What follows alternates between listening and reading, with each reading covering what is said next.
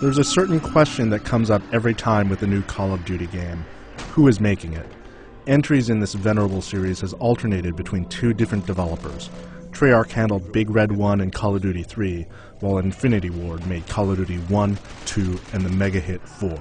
Treyarch has been given a lot of flack for their work on the series, but they've returned once again to present a World at War.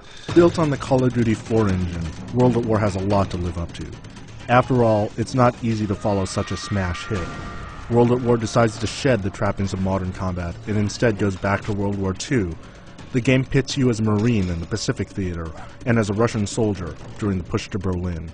Yes, there have been a lot of World War II games by now, but at least this one deals with battles that haven't been explored too much already. The war in the Pacific was a completely different kind of war. Jungle terrain and ambushes made for very brutal and claustrophobic fighting, and Treyarch really pushes this angle. In fact, this game feels a lot more brutal than past Call of Duty games. The tone is set very early on by opening with a torture scene, and melee attacks are vicious. This makes it feel like fighting is more about survival than about winning a global war, and this is a refreshing change. For example, there is a flying boat mission that is similar to Call of Duty 4's gunship mission. Whereas Call of Duty 4 had this eerie feeling of cold detachment, World at War puts you right in the middle with guys screaming and boats exploding all over the place. Treyarch captured the intensity of Call of Duty 4 and added their own stamp to it. The gameplay is still Call of Duty in every sense of the word. The fighting is super smooth, scripted events are plentiful, and enemies keep respawning until you push forward. By now, you're either a fan of this gameplay or you're not. This installment won't change anyone's mind about it. From a technical standpoint, the game is very pretty. All the bells and whistles of the Call of Duty 4 engine are in full effect, and the environments are varied. If you just expected to be fighting in jungles all the time in the Pacific, that is definitely not the case. The vehicle levels are fun, and it changes up the action. Meanwhile, the sound is spot on.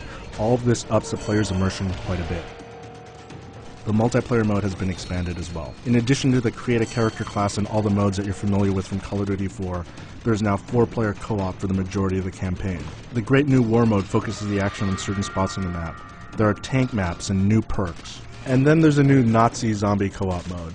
Yes, it's as quirky as it sounds. Basically, you hole up in a bunker with up to 3 other people and defend against never-ending hordes of Nazi zombies. It's a fun little arcade mode that's complete with item stores and power-ups.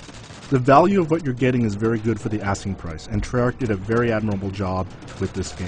You can even make the argument that this is one of the best and most feature-rich World War II shooters out there, depending on your biases. Yes, it does borrow from Call of Duty 4, but it also expands on it.